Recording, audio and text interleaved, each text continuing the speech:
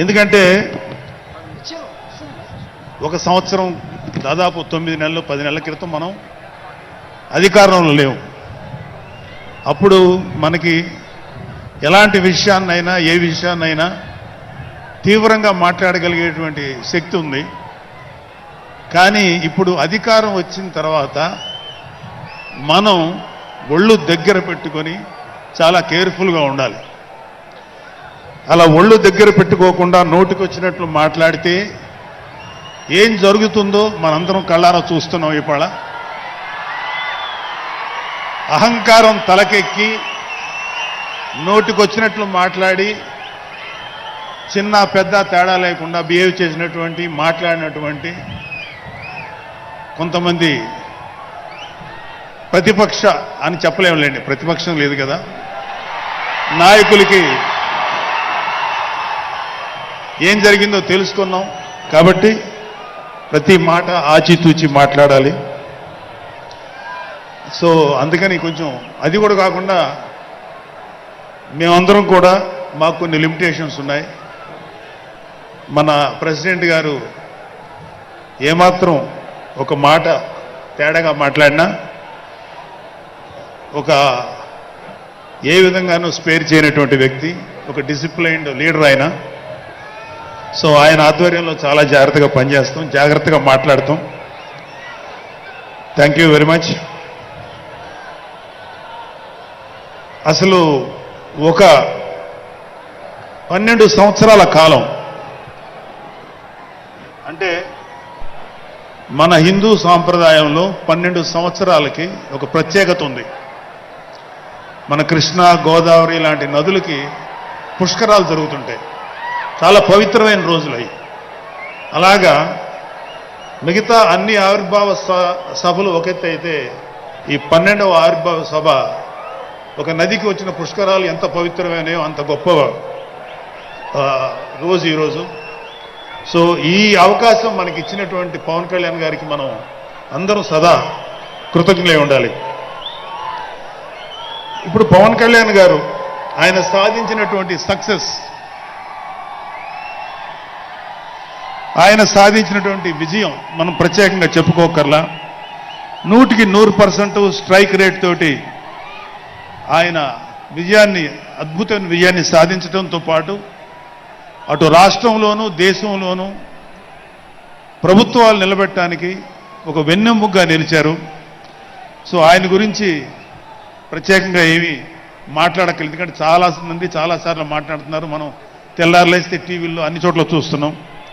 ఆయన తీసుకున్నటువంటి Panchayati Raj, water works, forest department ఎంత ఎఫిషియెంట్గా పనిచేస్తున్నారో, అలాగే మన మినిస్టర్లు తీసుకున్నటువంటి ముఖ్యమైన శాఖలన్నీ కూడా ఎంత ఎఫిషియెంట్గా పనిచేస్తారో మనందరం చూస్తున్నాం. సో స్పెసిఫిక్గా కళ్యాణ్ బాబు గారు ఎంత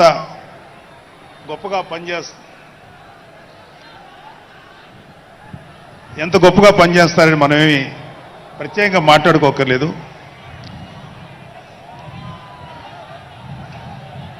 సో అయితే ఎన్ని మాట్లాడినా ఒక విషయం అయితే మనం మాట్లాడుకోవాలి. ఒక సినిమా స్క్రిప్ట్ కానీ ఒక ఉపన్యాసం కానీ దానికి కొన్ని లక్షణాలు ఉంటాయి. అంటే ప్రతి స్పీచ్లోనూ ఒక హీరో, అంటే ఒక సినిమాకి చెప్పిన ఒక హీరో, ఒక విలను, ఒక హీరోయిన్, ఒక హాస్యగాడు, ఇలా ఉంటారు. సో మనం వైసీపీ హాస్యగాళ్ళ గురించి చెప్పుకోకుండా ఈ స్పీచ్ని ఎండ్ చేయలేం. ఎందుకంటే జగన్ లాంటి హాస్యనటుడు కనే కళల గురించి మీకు చెప్పాలి.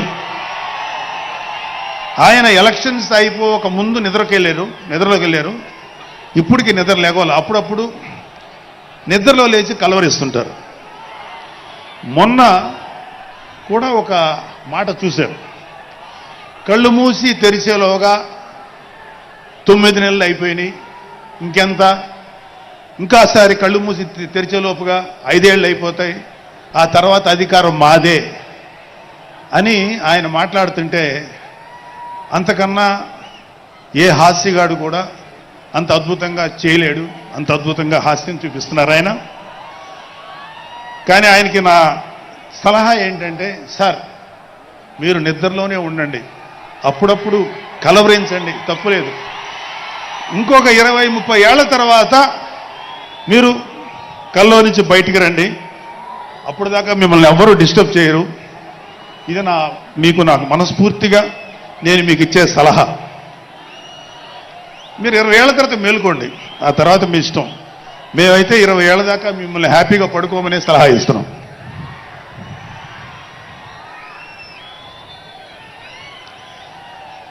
సో ఆంధ్రప్రదేశ్లో పవన్ కళ్యాణ్ గారి యొక్క చొరవతోటి ఏర్పాడైనటువంటి ఈ కూటమి ప్రభుత్వం ఎన్ని చోట్ల ఎంత పెద్ద సక్సెస్ అయిందో, ఎంత 164 సీట్లు సాధించే దిశగా ఆయన ఎంత కష్టపడ్డారో మనందరికీ తెలుసు.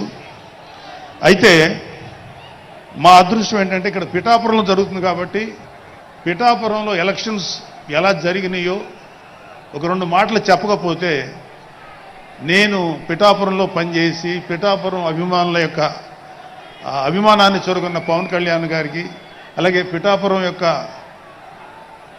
జనసైనికులకి, పౌరులకి నేను కృతజ్ఞత చూపించినట్టు అవుతుంది. సో వాళ్ళ కోసం ఈ 2 మాటలు మాట్లాడుతున్నాం. సో పవన్ కళ్యాణ్ గారు పిఠాపురంలో మమ్మల్ని పనిచేయమన్నారు. అంటే నన్ను, మా ఫ్రెండ్ అజయ్ గారిని, అలాగే మర్రెడ్డి గారిని, రత్నం గారిని, శంకర్ గౌడు, మహేంద్ర, పంచకర్ల సందీపు, ఇలా మాకందరికీ పిఠాపురంలో పనిచేసే అవకాశం ఇచ్చారు. మేము పని మొదలెట్టిన తర్వాత మాకు అర్థమైంది ఏంటంటే,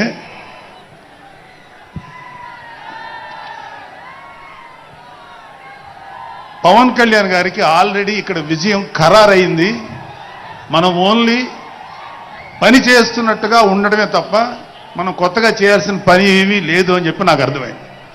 నాకే కాదు మా అందరికీ అర్థమైంది. సో మేము దీన్ని ఎంత గొప్ప అదృష్టంగా తీసుకుంటున్నామంటే, పవన్ కళ్యాణ్ గారు మీరు పని చేసేటువంటి మేము ఇక్కడ ఏదో పని చేసాం అనే తృప్తి మాకు ఇవ్వటం కోసం ఆయన మమ్మల్ని అపాయింట్ చేశారు తప్ప ఆయన గెలుస్తారన్నది, ఆయన అఖండ విజయం సాధిస్తారని ఆయనకు ముందే తెలుసు. కానీ ఆ సాటిస్ఫాక్షన్ మాకు ఇవ్వటం కోసం మాకు ఈ అవకాశం ఇచ్చారు. అయితే అది మా అదృష్టంగానే ఫీల్ అవుతున్నాం. చంద్రుడికో నూలు పోగులాగా ఆయన పడిన కష్టానికి ఒక చిన్న పని చేసామనే తృప్తి అయితే మాత్రం మాకు నిజంగానే ఉంది. అయితే ఇక్కడ పిఠాపురంలో పవన్ కళ్యాణ్ గారు అఖండ విజయం సాధించడానికి 2 ఫ్యాక్టర్స్, 2 ఇంపార్టెంట్ ఫ్యాక్టర్స్. ఒకటి మన ప్రెసిడెంట్ జనసేనాని పవన్ కళ్యాణ్ గారు అయితే, రెండో ఫ్యాక్టర్, నాట్ వ్యక్తి, ఫ్యాక్టర్ పిఠాపురం జనసైనికులు, పిఠాపురం పౌరులు, పిఠాపురం ఓటర్స్. వీళ్ళిద్దరూ లేకపోతే మేము ఏమి చేసినా ఏం ఉపయోగం లేదు. సో మాలో ఇంకెవరైనా సరే పవన్ కళ్యాణ్ గారి విజయానికి నేనే దోహదపడ్డాను అని ఎవరన్నా అనుకుంటే అది వారి కర్మ, అంతకంటే ఏం చేయలేదు.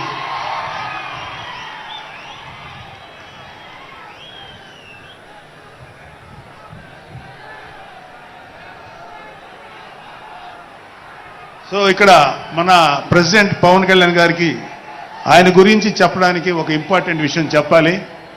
అది ఏంటంటే, మొన్న ఈ మధ్యన మా అమ్మగారితో మాట్లాడుతున్నప్పుడు మా కళ్యాణ్ బాబు గురించి ఒక మాట వచ్చింది. యాక్చువల్గా ఇక్కడ నేను ఒక అన్నగా